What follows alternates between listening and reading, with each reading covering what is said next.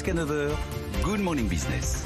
Il est 7h23. On va parler de ce coup de pression que l'UFC Que Choisir met sur les cliniques privées.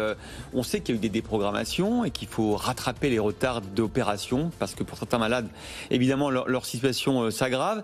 Et nous sommes avec Lamine Garbi, le président de la Fédération de l'hospitalisation privée. Alors ce coup de pouce aux hôpitaux publics, vous l'avez déjà donné, mais apparemment l'UFC Que Choisir considère que c'est pas assez, qu'il faut contribuer encore davantage. Vous êtes d'accord, Lamine Garbi ?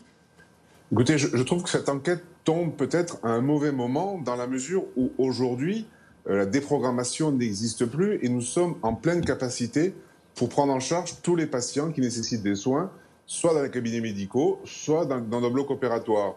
Je pense que UFC Que Choisir fait allusion à la première vague de Covid où il y a eu plus de 100 000 retards de prise en charge. Nous l'avions dénoncé au mois d'avril 2020, mais depuis le temps a passé et il n'y a pas un seul patient sur le territoire qui ne puisse être soigné dans des conditions optimales, tant dans le public que le privé. Donc je ne comprends pas bien. Et puis ils annoncent 39% d'opérations qui n'ont pas été réalisées. Oui. Ils disent que 39% des opérations qui auraient dû être réalisées l'an dernier ne sont toujours pas effectuées. C'est totalement impossible. Nous opérons des millions de patients chaque année, donc vous vous rendez compte, ça ferait des millions de patients qui n'ont pas été opérés. Non, ce n'est pas sérieux d'annoncer des chiffres aussi non validés, je dirais, parce que nous avons des statistiques qui sont précises. Il y a eu un retard de 100 000 interventions qui a été rattrapé pour partie.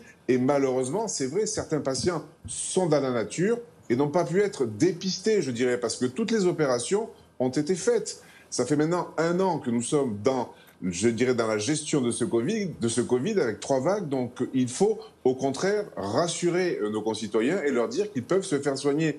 Et que juillet et août, nous ne partons pas en vacances. Nous allons continuer à opérer. D'ailleurs, le meilleur exemple, c'est que l'été dernier, nous avons plus opéré qu'en 2019. Donc voilà, je pense qu'il faut arrêter d'envoyer comme ça des chiffres qui sont non validés, non certifiés, et dire que le privé est là. Le privé en complémentarité de l'hôpital public, mais même pendant la crise Covid, nous avons pris en charge plus de 30% des patients en réanimation. Nous avons continué à opérer, le public aussi. Voilà, donc envoyer, si vous voulez, dans la presse ces chiffres-là me semble pour le moins dangereux et inquiétant. Ce que précise l'UFC Que Choisir, c'est surtout que ces reprogrammations en clinique privée doivent se faire sans surcoût.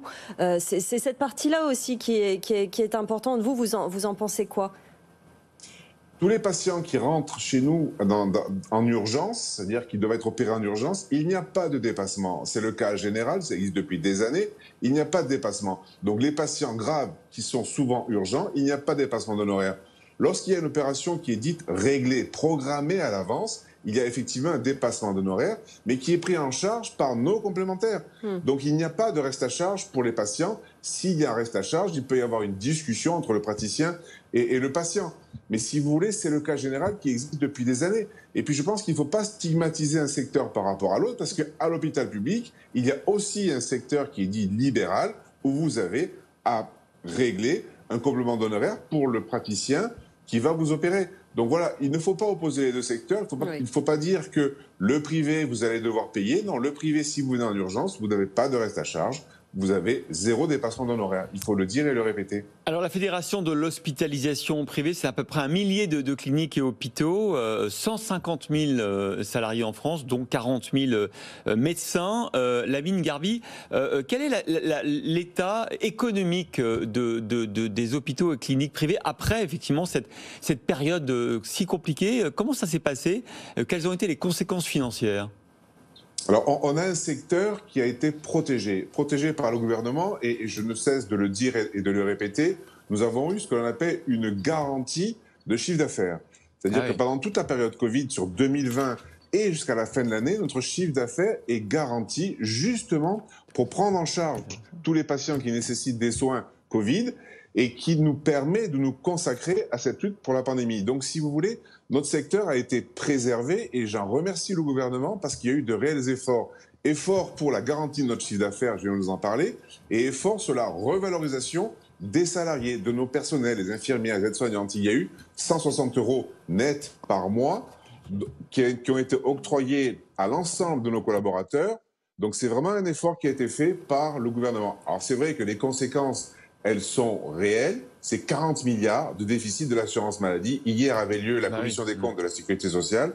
Il va falloir trouver, peut-être demain, d'autres moyens de financement. Mais notre secteur a été sauvegardé. Et c'est une chance que nous avons et je ne cesse de le répéter. Est-ce que le contexte sanitaire est rassurant pour vous ou est-ce que l'arrivée du variant Delta vous inquiète ? Le contexte sanitaire est rassurant. Nous sommes, je pense, comme l'année dernière. Il faut accélérer la vaccination parce que sinon, il risque, c'est l'avis du conseil scientifique, il risque d'y avoir une 4e vague en octobre ou en novembre. Il risque, nous ne le savons pas. Et puis s'il y a une vague, je pense qu'elle sera beaucoup moins dangereuse, on va dire, moins délétère que les précédentes vagues parce que nous sommes vaccinés. Mais il faut encourager nos concitoyens à se vacciner et je prône, c'est peut-être à contre-courant, mais je prône la vaccination obligatoire. Au moins pour les soignants, au moins pour le personnel soignant, médecins et nos collaborateurs. Ils doivent être vaccinés parce que nous prenons en charge nos concitoyens, nous devons nous protéger et surtout nous devons les protéger. Donc je prône pour la vaccination obligatoire à minima pour nos personnels soignants. Merci beaucoup Lamine Garbi, président de la Fédération d'hospitalisation privée, d'avoir été en direct ce matin dans Good Morning Business.